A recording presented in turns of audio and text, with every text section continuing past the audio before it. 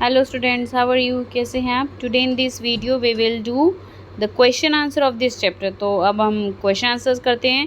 If you want to see the summary तो YouTube पे जाइए और वहाँ पर लिखिए I am watching grandpa summary by Rani Sharma. Definitely you will get. और अगर आप क्वेश्चन आंसर देखना चाहते हैं किसी भी चैप्टर के, लिटरेचर के, तो चैप्टर नेम डालिए, question answer by Rani Sharma लिखिए। या फिर ग्रामर की कोई एक्सरसाइज विद आंसर्स देखना चाहते हैं तो ग्रामर की एक्सरसाइज लिखिए, चैप्टर का नाम मतलब कि, और साथ में लिखिए exercise with answer by Rani Sharma. Definitely you will gate. तो चलिए स्टार्ट करते हैं इसके क्वेश्चन आंसर्स को। मैंने बहुत ही वर्ड मीनिंग के साथ आपको हिंदी में ये अच्छे से समझाया, एक्सप्लेन किया है। चलिए let's see the MCQ first. तो सबसे पहला जो क्वेश्चन दिया हुआ है वो दिया हुआ है, why did grandpa decide to collect the stacks of paper from the computer institute. तो ग्रैंडपा ने क्यों डिसाइड किया कि जो पेपर का जो बंडल इकट्ठा हुआ है वो कंप्यूटर इंस्टीट्यूट से क्यों इकट्ठा किया जाए, क्यों कलेक्ट किया जाए। Now let's see the answer. Now see the here answer. Grandpa decide to collect the stack of papers from the computer institute to prevent them from being wasted, क्योंकि वो उन्हें बचाना चाहते थे वेस्ट होने से। The computer institute's habit of discarding sheets daily prompting grandpa to intervene and reuse the paper for various purposes. जो computer institute था उसकी क्या हैबिट थी, पेपर को वेस्ट करने की डेली। तो ग्रैंडपा ने उसका क्या इंटरवेन्यू किया और कैसे दोबारा उसको पेपर को यूज़ किया कि कितने तरीक़ों से, जैसे कि अपने अकाउंट्स बनाने के लिए यूज़ किया और giving some to a hawker, और जो है फेरी वाले को बेचा, and providing others to underprivileged children for educational use, और दूसरे बच्चों को दिया जो कि पढ़ाई के लिए जिनको पेपर की ज़रूरत थी, जैसे NGO के बच्चों को ज़रूरत होती है। Now come to the next MCQ question. Now come to the MCQ first.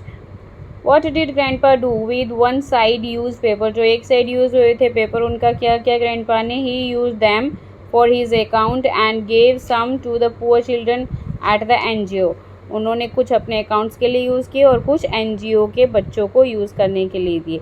How did grandpa action inspire the narrator? किस तरह से जो है नरेटर इंस्पायर हुआ ग्रैंडपा के कामों से। He was more environmentally conscious, वे काफ़ी जो है पर्यावरण के प्रति कॉन्शियस रहा, जिज्ञासा उसके लिए आई एकदम से मन में। चलिए स्टेटमेंट बताते हैं इसमें से कौन सी करेक्ट है। तो statement both A and B are true, दोनों स्टेटमेंट करेक्ट हैं। एंड B एक्सप्लेन A, और जो है B जो है A के बारे में बता रही हैं यहाँ पे। Now come to the B part here. When the narrator went closer to grandpa, what did he seem him doing? तो करेक्ट आंसर होगा कलेक्टिंग स्टैक ऑफ पेपर्स। तब नरेटर ने देखा पास जाके ग्रैंडपा के क्या कर रहे हैं, वो पेपर के बंडल को इकट्ठा कर रहे हैं। How did the narrator react to grandpa's actions? Narrator ने ग्रैंडपा के एक्शंस को, कामों को देखते हुए क्या रिएक्ट किया। He joined grandpa in collecting the papers, उसने भी उनका साथ दिया पेपर्स को कलेक्ट करने में। Now come to the question answer, read and answers करते हैं फटाफट से। What did grandpa and the narrator do before bed time? Grandpa ने और नरेटर ने बेड टाइम मतलब कि सोने से पहले क्या किया। Now see all the answers. They said their prayer before bed time. उन्होंने सोने से पहले प्रेयर करी। Why did the narrator have an uneasy night at grandpa's house? उनको uneasy, अनकम्फर्टेबल क्यों फील हो रहा था नरेटर को ग्रैंडपा के हाउस पे।